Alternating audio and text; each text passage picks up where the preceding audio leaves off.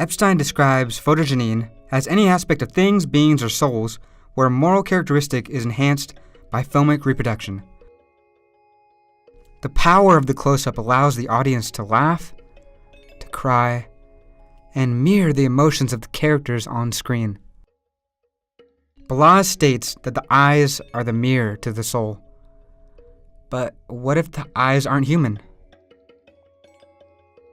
While both narrative and documentary films, through the power of the close-up, project human emotions onto animals to connect with the audience, documentary films often wrongfully represent the animal and ignore their true animalistic nature. In Tarzan, him and his family become stranded on an island.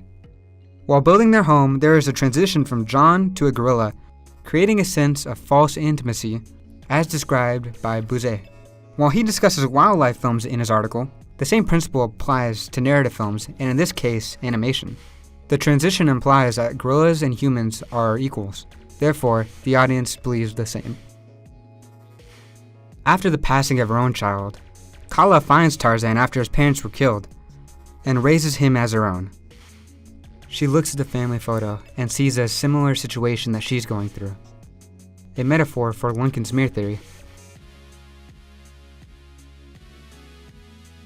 Growing up, Tarzan feels ostracized by his peers in this less than normal environment.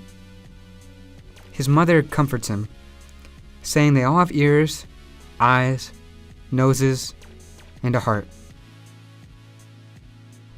Pairing this with Balazs' theory of animism, the audience begins to see these animated apes with human emotions, and since they don't look immensely different from humans, the gap begins to close even more.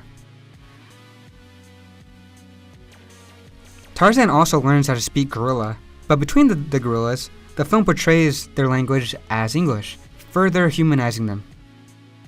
When the other humans see him speaking ape, he almost doesn't appear to be human.